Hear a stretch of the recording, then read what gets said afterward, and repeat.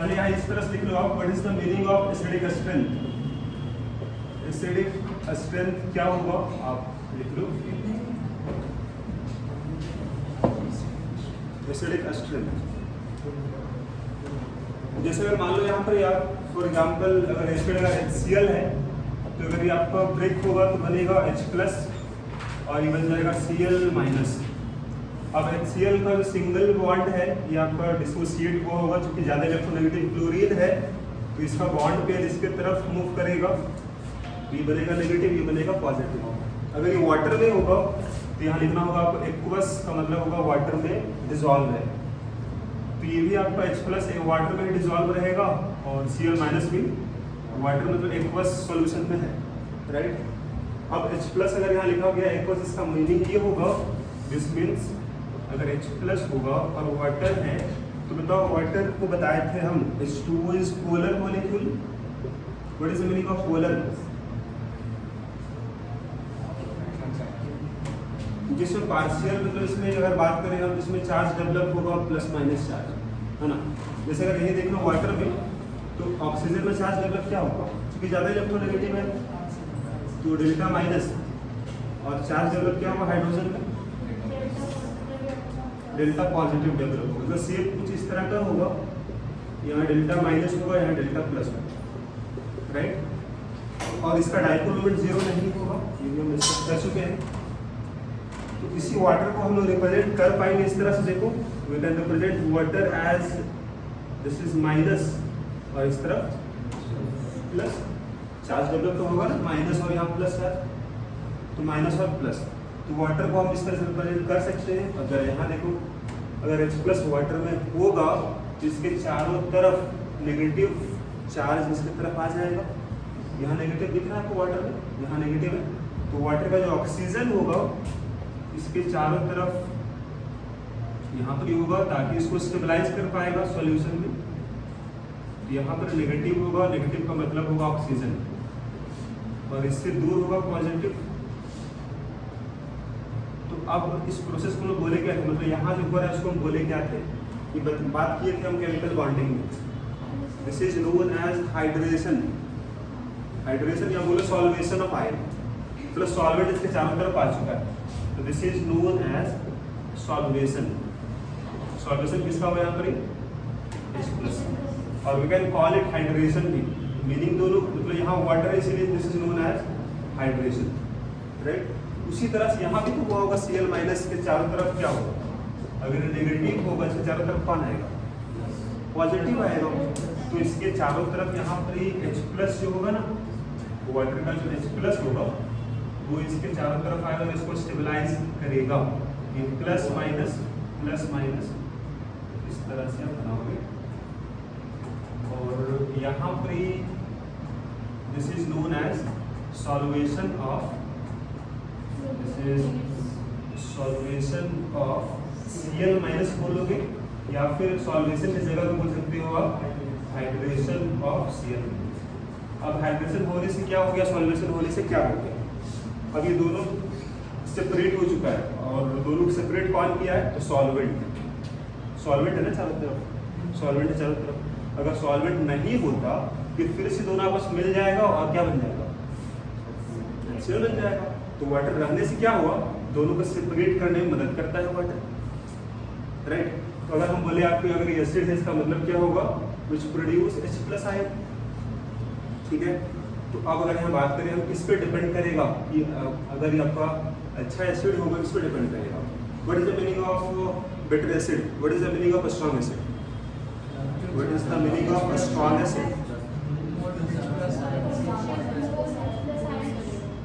ज्यादा नहीं बोलोगे, कौन कितना आसानी से प्रोड्यूस कर पाएगा H+, कौन कितना आसानी से प्रोड्यूस कर पाएगा H+, ज्यादा से यहाँ मतलब नहीं होगा, राइट। तब अगर हम यहाँ बात करें किस पे डिपेंड करेगा एसिडिक स्ट्रेंथ, तो वहाँ पर कुछ फैक्टर्स है यहाँ लिखने वाले, तो लिखो आप यहाँ पर फैक्टर्स अफेक्टिंग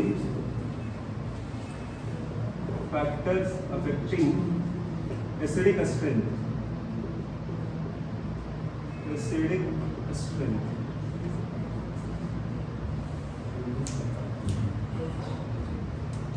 अब इससे पहला जो टॉपिक होगा या फिर पहला जो फैक्टर होगा, this one is stability of,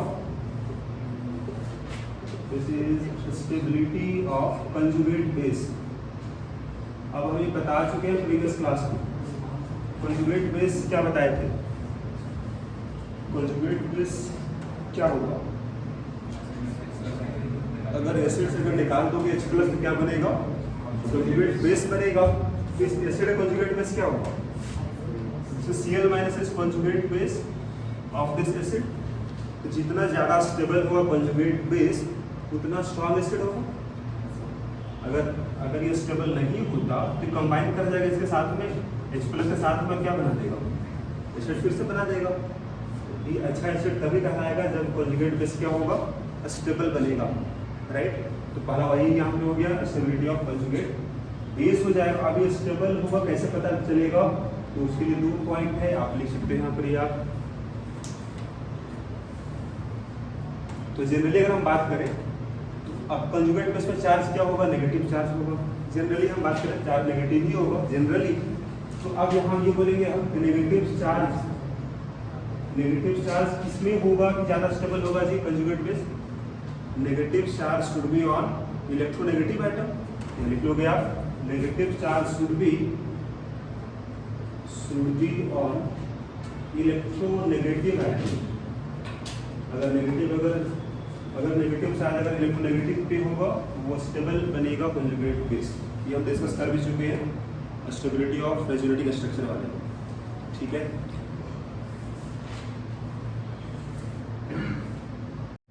अब यहाँ जो नेक्स्ट पॉइंट है, नेक्स्ट पॉइंट यहाँ पर ये होगा, this is delocalisation of charge over several atoms। अब ये हम डिस्कस कर चुके हैं आपको रेजोनेंस में। डीलोकेलाइजेशन का मतलब था कि चार्ज आपका एक से ज़्यादा एटम में डिस्ट्रीब्यूट हो जाएगा, डीलोकेलाइज्ड हो जाएगा, उसी को बोलेंगे हम डीलोकेलाइजेशन ऑफ चार्ज। तो अगर रेजोनेंस अगर होगा तो चार्ज डिस्ट्रीब्यूट हो जाएगा तो ज़्यादा स्टेबल कंजुगेट बेस बनेगा। एसिड क्या होगा, एसिड स्ट्रॉन्ग कहलाएगा, राइट। ये पहला पॉइंट हो गया आपको, या पहला फैक्टर हो गया stability of conjugate base. Depend किस पर करेगा, देख लोगे आप, चार्ज किस एटम पर होगा, या फिर सेकंड पॉइंट क्या होगा, डीलोकेलाइजेशन ऑफ चार्ज, राइट। यहाँ सेकंड पॉइंट हो जाएगा, this one is weaker the bond stronger will be acid.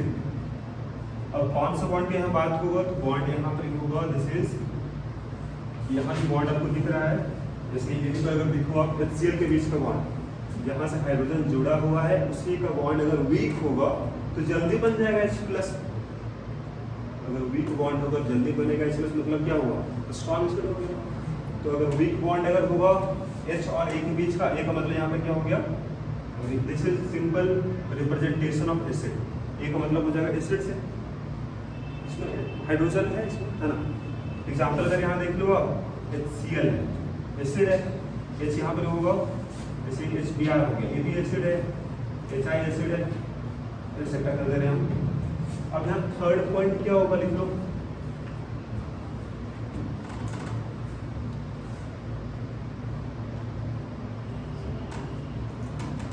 अब हम ये बात किए थे कि अगर यहाँ सॉल्वेंट यहाँ पर एक जो था आपके पास वाटर, सॉल्वेंट कैसा था, सॉल्वेंट इज पोलर सॉल्वेंट था।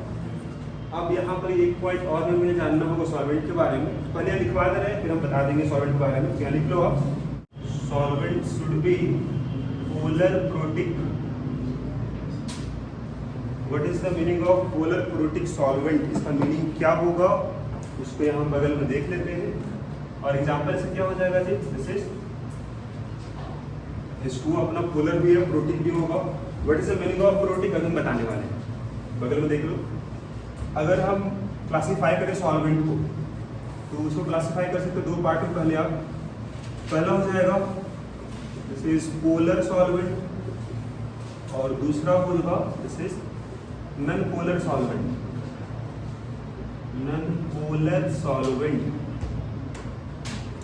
Now, what is the meaning of polar solvent?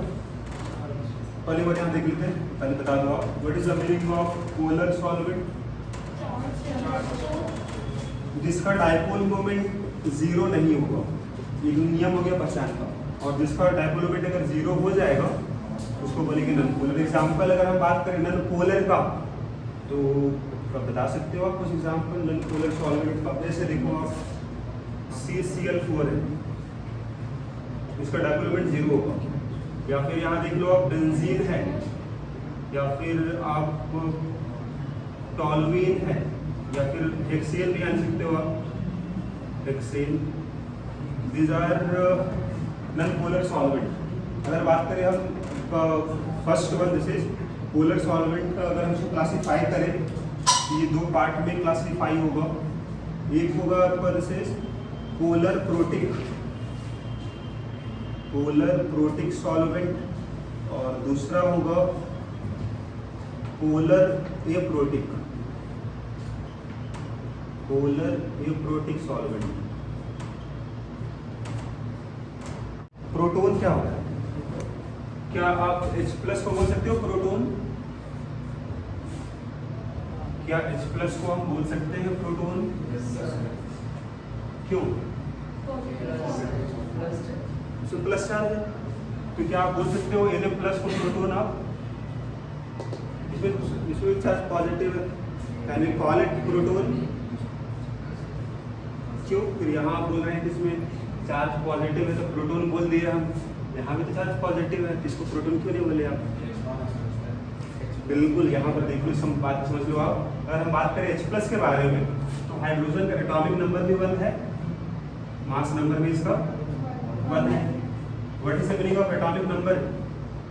मतलब इसमें नंबर ऑफ, अगर हम बात करें इलेक्ट्रॉन, नंबर ऑफ इलेक्ट्रॉन कितना होगा, नंबर ऑफ प्रोटॉन कितना होगा, और नंबर ऑफ न्यूट्रॉन कितना होगा। इलेक्ट्रॉन किसके बराबर होगा, प्रोटॉन किसके बराबर होगा? 1 के बराबर होगा जी। जितना भी इसका एटॉमिक नंबर होगा नीचे लिखा वही प्रोटॉन की संख्या है, वही इलेक्ट्रॉन भी होगा। चार्ज न्यूट्रल इसीलिए। अब अगर यहाँ देखो न्यूट्रॉन कितना होगा, what is number of neutrons, इसके लिए एक फॉर्मूला हम बताते हैं।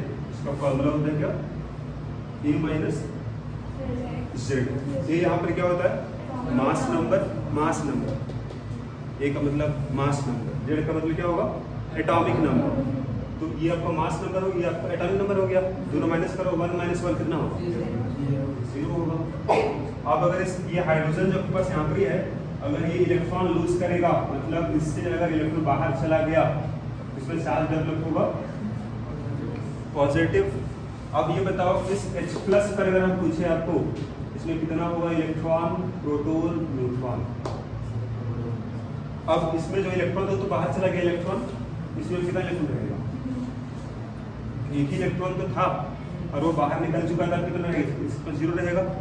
कितना सा प्रोटॉन होगा, वो तो बाहर नहीं निकला है, एक प्रोटॉन था ना पहले से इसके पास, रहेगा।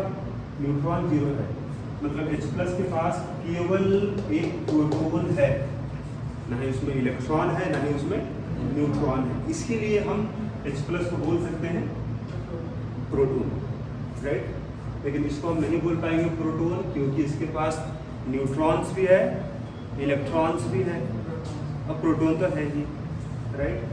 अब आ जाओ इस वाले केस में, what is the meaning of protic? Polar का मतलब समझ में आया, जिसमें डायपोल मोमेंट 0 और नहीं होगा। अब what is the meaning of protic? यहाँ आ गया प्रोटिक।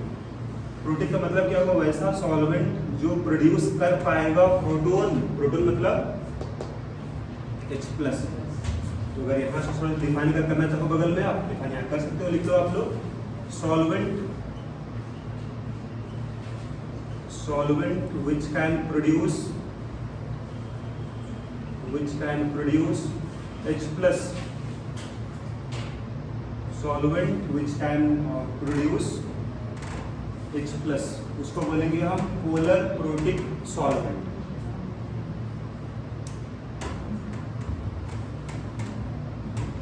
अब कौन प्रोड्यूस कर पाएगा, ये हम बताए क्लास में आप लोग को, मतलब H+ प्रोड्यूस कब होगा, जब इसका बॉन्डिंग होगा इलेक्ट्रोनेगेटिव एटम के साथ। यहाँ ये बोलेंगे आप, यहाँ H का बॉन्डिंग होगा विद इलेक्ट्रोनेगेटिव एटम, यहाँ लिख लोगे आप, दिस इज इलेक्ट्रोनेगेटिव एटम से अगर इसका बॉन्डिंग होगा तभी वो बना सकता है H+ और तभी वो कहलाएगा पोलर प्रोटिक सॉल्वेंट। तो हम ये बात कर रहे थे एग्जाम्पल क्या होगा पोलर प्रोटिक सॉल्वेंट का। तो इसका एग्जाम्पल अगर हम बात करते हैं तो एग्जाम्पल इसका हो जाएगा H2 होगा, इसमें H का बॉन्डिंग है ऑक्सीजन के साथ, H का बॉन्डिंग होगा इलेक्ट्रोनेगेटिव एटम के साथ, आपके पास ऑक्सीजन यहाँ बॉन्डिंग होगा। इसी तरह से NH3 हो जाएगा, H का बॉन्डिंग होगा नाइट्रोजन के साथ, इसी तरह से अल्कोहल भी हो जाएगा, H का बॉन्डिंग होगा ऑक्सीजन के साथ। तो these are examples of polar protic solvent. अब एग्जाम्पल क्या होगा पोलर एप्रोटिक का, तो इसका उल्टा होगा जी। इसमें क्या बोले थे हम विच कैन प्रोड्यूस H+, इसमें क्या होगा इसका उल्टा which can not produce H+। लिख लो बगल में आप इसके बारे में यहाँ पे पोलर एप्रोटिक सॉल्वेंट क्या होगा यहाँ लिख सकते हो बगल में आप which cannot produce H+, या फिर ये बोलो कि H का बॉन्डिंग नहीं होगा इलेक्ट्रोनेगेटिव एटम के साथ। एग्जाम्पल क्या होगा इसका, example is acetone DMFSO, dimethyl, this is formamide,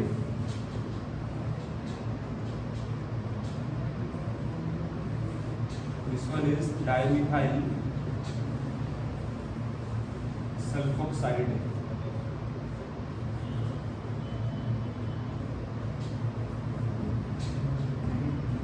क्या कोई बता सकता है एसीटोन कौन सा कंपाउंड है?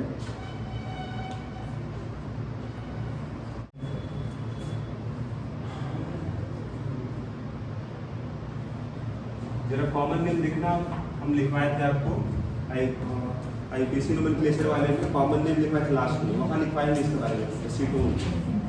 ठीक है, बाकी कीटोन है जी, है ना, CO ग्रुप है, दोनों तरफ अल्काइल ग्रुप कीटोन है। अब आ रहे इसमें डाइमिथाइल फॉर्मामाइड, क्या कोई बता सकता है फॉर्मामाइड क्या होता है?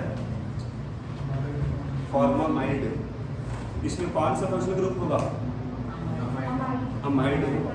अब व्हाट इज मीनिंग ऑफ फॉर्मा, मतलब इसमें एक कार्बन होगा फॉर्मामाइड, जैसे फॉर्मिक एसिड एक कार्बन इसमें था, तो अगर एक कार्बन अगर है तो आप इस तरह से बना सकते हो, दिस इज फॉर्मामाइड, ये हो गया, this is known as formamide, right.